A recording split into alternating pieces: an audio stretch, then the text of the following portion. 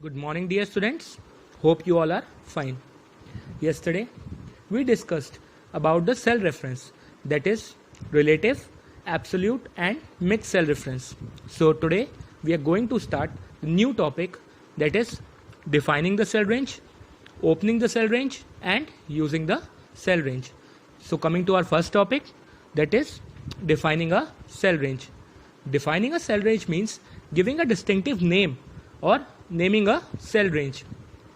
The distinctive name can be assigned to the cells and the range of the cells to make it easier to identify the cell contents. You can assign name range by following the given steps. क्या होता है कि हम किसी cell को या किसी range of sales को कोई पर्टिकुलर नेम असाइन कर देते हैं.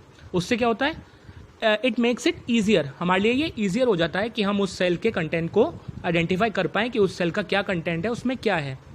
तो हम कैसे करेंगे, उसके लिए पर्टिकुलर स्टेप्स हैं कि हम कैसे सेल को या किसी रेंज ऑफ सेल को डिफाइन करेंगे, उसे नेम देंगे. So coming to our step one is select the range you want to define the name. उस रेंज को सिलेक्ट करेंगे जिसका नाम हमें डिफाइन करना है, जिसको हमने कोई पर्टिकुलर नेम देना है. Step two is click on insert menu. अब हम इंसर्ट मेन्यू पे क्लिक करेंगे. Third is click on named expression. अब हम नेम्ड एक्सप्रेशन पे क्लिक करेंगे. Step four is click on define. हम उसके बाद डिफाइन में क्लिक करेंगे. डिफाइन पे क्लिक करते ही क्या होगा, the define name dialog box appear. Define name dialog box हमारा अपीयर हो जाएगा हमारी स्क्रीन पर. अब हम कोई भी न्यू नेम जो हमने टाइप करना है हम उसमें डाल देंगे. फॉर एग्जाम्पल किसी का नाम राहुल है तो हम उस पर टाइप कर देंगे राहुल. तो step 5 is type a new name for the range. हमने जो भी नाम देना है, राहुल, XYZ, ABC, अपना नाम या रेंज से रिलेटेड कोई नाम हम ऐड उसमें कर सकते हैं. और वो नेम टाइप करने के बाद हम क्या करेंगे, हम सिर्फ स्टेप 6 को फॉलो करेंगे, which is click on add. जैसे ही हम ऐड पे क्लिक करेंगे, Calc assigns the name to the cells. Calc cell को या रेंज ऑफ सेल को नेम दे देगा, नेम असाइन कर देगा. So this is the process for defining a cell range और a cell. Thank you. Now coming to our next topic, that is how to open a cell range. ये बहुत easy है, this is very easy. For example हम उसी को ले लेते हैं जिस सेल रेंज को हमने अभी डिफाइन किया, जिसको नेम दिया अभी हमने, उसी को ओपन करना सीख लेते हैं. तो हमने क्या किया, हमारी लिब्रे ऑफिस कैल्क खुला हुआ है. We have to do is follow just 2 steps. First step is click on the down arrow of the name box. हमें नेम बॉक्स दिखेगा हमारी स्क्रीन पर, उसमें डाउन एरो पे हमने क्लिक करना है. अब फॉर एग्जांपल हमने अपनी सेल रेंज को नेम दिया था राहुल, तो हमने जस्ट वहाँ क्लिक करना है और वहाँ पे हमारा रेंज नेम आ जाएगा. हमने राहुल को क्लिक करना है और हमारा सेल रेंज ओपन हो जाएगा. कैल्क हमारा डिस्प्ले कर देगा सेल रेंज को. जो भी नेम दें, ज़रूरी नहीं है कि राहुल हो या अमित हो या राम हो, जो भी नेम हम देंगे, जो भी सेल रेंज का हमारी नेम होगा, जिस नेम की हमें सेल रेंज खोलनी होगी वो ईजिली ओपन हो जाएगी. Just what we have to do is click on the down arrow of the name box and click on the range name जो हमने ओपन करनी है. Now coming to our next topic, that is using cell range in the formula. हम किसी formula का use particular cell range में भी कर सकते हैं और उसमें फॉर्मूला सेल रेंज में असाइन कर सकते हैं. You can refer an entire group of cell in a formula by referencing the range name. किसी पूरे ग्रुप ऑफ सेल में हम फॉर्मूला को अप्लाई कर सकते हैं just by referencing its range name, उसकी रेंज नेम का यूज़ करके. Just we have to do is follow the following steps. Just see the picture which is visible in your video carefully so that you can understand it properly. We'll follow the step 1, that is click on the cell to which you want to assign a formula. सबसे पहले क्या करेंगे, you can see in the picture that we'll click on the cell जिस पे हमें formula assign करना है. Second step, create the formula you want to apply. अब हमने क्या करना है, फॉर्मूला क्रिएट करना है जो हमने उस रेंज में अप्लाई करना है. फॉर एग्जांपल हमने सम फॉर्मूला अगर यूज़ करना है, देखिए जो पिक्चर आपको दिख रही है उसमें सम फॉर्मूला यूज़ है. तो एग्जांपल मैं सम का ही लूँगा, तो सम फॉर्मूला यूज़ करना है तो हम वहाँ पे क्रिएट कर देंगे उसे. Now in step 3, when you are ready to insert a range into the formula, click on the insert menu. इसके बाद हमने इंसर्ट मेन्यू पे जाके क्लिक कर देना है, see the image. Now in fourth part what we have to do is click on the named expression. अब हमने नेम्ड एक्सप्रेशन पे क्लिक करना है. Now in step 5 we have to click on insert. हम जैसे ही इंसर्ट पे click करेंगे, paste name dialog box appear as it is visible in your video. Paste name dialog box appear हो जाएगा. 6 स्टेप में हमने क्या करना है, सेलेक्ट द नेम. हमने नेम सेलेक्ट करना है जो कि हमने उस रेंज में, जिस रेंज में हमने फॉर्मूला अप्लाई करना है. हम पीछे वाली रेंज का एग्जांपल ले लेते हैं जिसमें हमने नेम असाइन किया था राहुल. इस इमेज में भी आपको दिख रहा होगा कि राहुल वाला नेम हमने सेलेक्ट किया है. और हम उसके बाद क्या करेंगे, we'll click on the paste button. जैसे ही हम पेस्ट बटन क्लिक करेंगे, Calc paste the range name. Calc हमारे फॉर्मूले के आगे, जो कि फॉर्मूला इक्वल टू सम, उसके आगे हमारा range name that is Rahul, it will paste the name Rahul. Now what we'll do in step 8 is continue creating the formula as needed. फॉर्मूले को कंटिन्यू करते रहेंगे जहाँ तक हमें उसकी ज़रूरत है. Now we'll press the enter key. Now see the image in your video. The formula result will appear in the cell. क्या होगा, हमने सम फॉर्मूला यूज़ किया है तो टोटल होके उसका सम आ जाएगा पूरी रेंज में. Now formula bar will show the formula. उसके बाद क्या होगा, हम जैसे ही उस पर क्लिक करेंगे उस सेल पे, तो हमारा फॉर्मूला बार में हमारा फॉर्मूला क्लियर होगा जो कि हमने यूज़ किया है, is equals to sum bracket में Rahul. So this was using of cell range in the formula. Now we'll come to our next topic, that is calculating loan terms. Calculating loan terms. Loan तो हम सबको पता ही है क्या होता है. When we borrow some money from bank or from trusted authorities, this is known as taking loan. So when we buy a car or a home and take a loan from a bank, you can use payment PMT function of calc to compare loan terms and make an objective decision based on factors such as the amount of the monthly payment.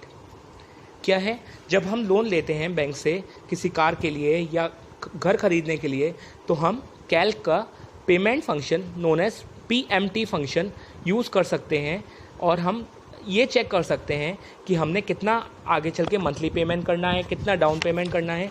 उससे हम easily find out कर सकते हैं. We'll make it more clear by taking an example.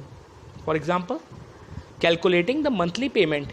If you have taken a loan of rupees 2 lakh at rate 5% of interest for 60 months, that is 5 years. हमने loan लिया कितने का, 2 lakh rupees का loan लिया, 5 years के लिए लिया, means 60 months के लिए लिया, और 5% पर एनम का इंटरेस्ट रेट, उस पर ब्याज दर इंटरेस्ट रेट था. तो हम कैसे कैलकुलेट करेंगे कि हमें मंथली कितना पेमेंट करना है, EMI कितनी देनी है. So we will use the PMT function of Calc. So we will follow the following steps. Step 1, type the principal amount, that is the loan amount और the present value, interest rate and the number of months. Just see the image that is appeared in your video. It will make you clear completely. क्या करना है, हमने principal amount लिखना है सबसे पहले, जितने का हमने लोन लिया है, प्रिंसिपल और कितना लोन लिया है, 2 लाख रुपीज़ का फॉर एग्जांपल हमने लिया तो हमने लिख दिया. उसके नीचे लिखा इंटरेस्ट और जो उसका इंटरेस्ट रेट है 5% वो लिख दिया. उसके नीचे लिखा नंबर ऑफ मंथ्स जो कि 60 मंथ्स था, 5 years, तो 60 मंथ हमने लिख दिया. Now what we'll do in step 2 is click on the cell where you want the result. उस सेल पे क्लिक करेंगे जहाँ हमें रिजल्ट चाहिए. After that we'll click on the function wizard button. उसके बाद हम क्लिक करेंगे फंक्शन विजार्ड बटन पे.